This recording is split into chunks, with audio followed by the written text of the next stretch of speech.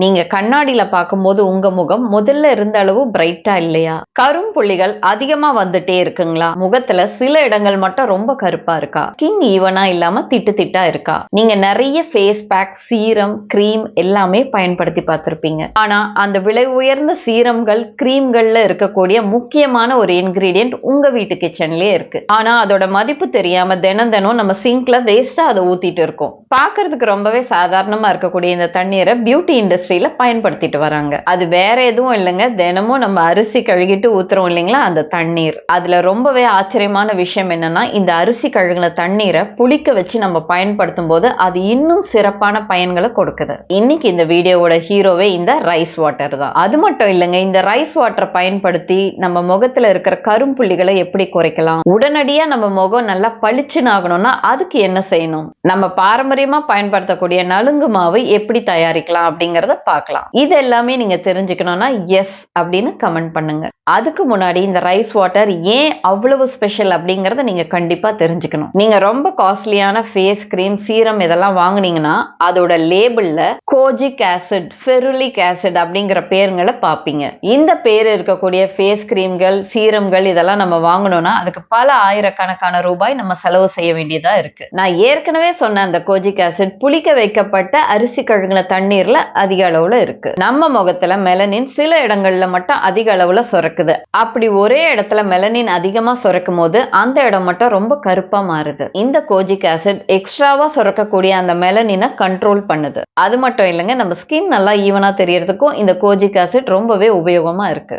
அடுத்ததா இந்த ரைஸ் வாட்டர்ல இருக்கக்கூடியது ஃபெருலிக் ஆசிட். இந்த ஃபெருலிக் ஆசிட் நம்ம சருமத்தை பாதுகாக்கக்கூடிய சின்ன சின்ன குடைகள் மாதிரி. இதுல இருக்கக்கூடிய ஆன்டி ஆக்சிடென்ட் நம்ம ஸ்கின் டேமேஜ் ஆகாம பாதுகாக்குது. அடுத்ததா இந்த ரைஸ் வாட்டர்ல இருக்கக்கூடியது இனோசிட்டால். ஒரு ஸ்பாஞ்சில தண்ணியை நிரப்பும் போது அது எப்படி மென்மையா ஆகுதோ அதே மாதிரி இந்த இனோசிட்டால் நம்முடைய சருமத்திற்கு ஒரு ஈரப்பதத்தை கொடுத்து நம்ம சருமத்தை நல்லா மென்மையா பாதுகாக்குது. இந்த மூன்றையும் பயன்படுத்தி காஸ்மெட்டிக் இண்டஸ்ட்ரியில பல சீரம்களையும் கிரீம்களையும் தயாரிக்கிறாங்க. இன்னைக்கு இந்த ரைஸ் வாட்டரை பயன்படுத்தி எப்படி 4 பியூட்டி ஃபார்முலாக்களை நம்ம உருவாக்கலாம் அப்படிங்கறத நம்ம பார்க்கலாம். அதுவும் 4வதா நம்ம பார்க்க போற அந்த ரெமெடி, இந்த ரைஸ் வாட்டரோட பாரம்பரியமிக்க ஒரு பொடியை சேர்க்கும் போது எந்த அளவுக்கு அது பிக்மெண்டேஷனுக்கு சிறப்பா வேலை செய்ய போகுது அப்படிங்கறதையும் நம்ம பார்க்கலாம். சரிங்க, இப்ப அந்த 4 பியூட்டி ஃபார்முலா என்னென்ன அப்படிங்கறத நம்ம பார்க்கலாம். இதுல முதலாவதா இருக்கக்கூடிய அந்த beauty formula rice water toner. இத முக்கியமா ஸ்கின் டல்லா இருக்கிறவங்க, முகம் திட்டு திட்டா இருக்கிறவங்க, கரும்புள்ளிகள் இருக்கிறவங்க பயன்படுத்தலாம்.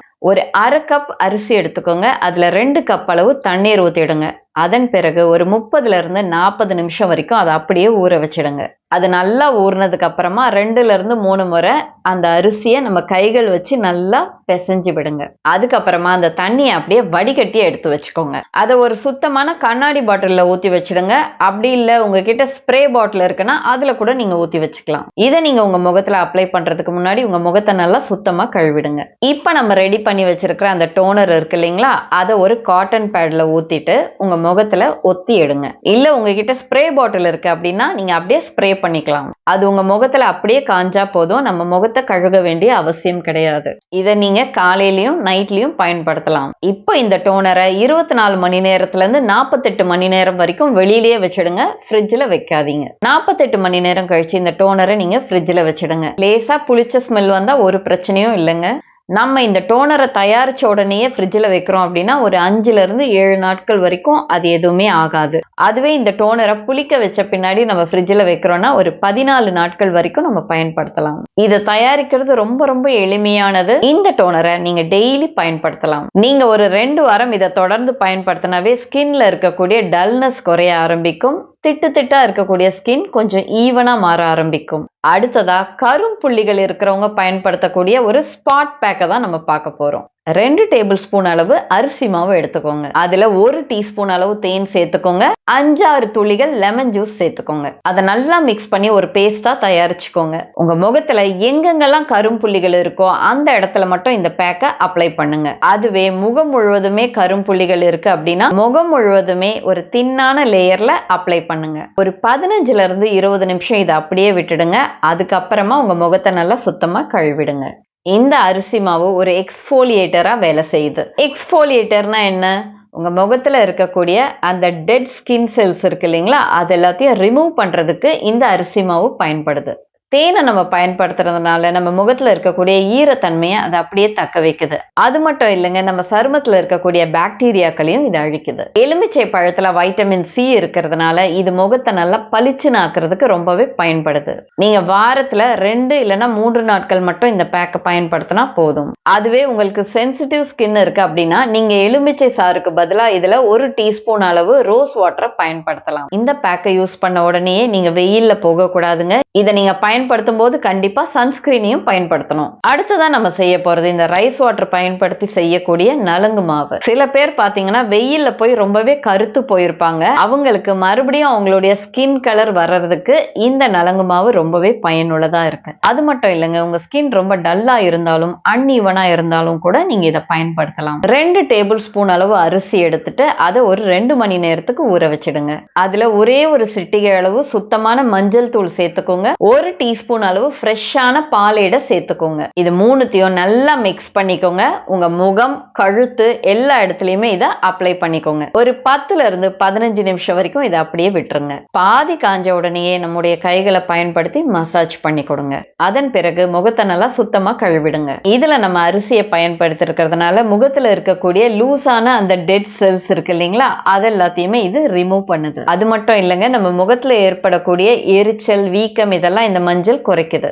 இதுல பாலேடு இருக்கிறதுனால ட்ரை ஸ்கின் இருக்கிறவங்க இதை பயன்படுத்தும் போது அவங்க ஸ்கின் நல்லா சாஃப்டாகவும் ஸ்மூத்தாகவும் மாறுது. நீங்க இந்த பேக்கை ஃபர்ஸ்ட் டைம் பயன்படுத்தும் போதே உங்களுக்கு நல்ல ஒரு ரிசல்ட் கிடைக்குங்க. இதை நீங்க வாரத்துல 2 முறை மட்டும் பயன்படுத்தினாவே போதும். 4வதா நம்ம பார்க்க போறது fermented rice water brightening pack. நான் ஏற்கனவே உங்களுக்கு சொல்லியிருந்தேன் பாரம்பரியமிக்க ஒரு பவுடரை நம்ம இதுல பயன்படுத்த போறோம் அப்படின்னு. அது வேற எதுவும் இல்லைங்க, அதிமதுர பொடி.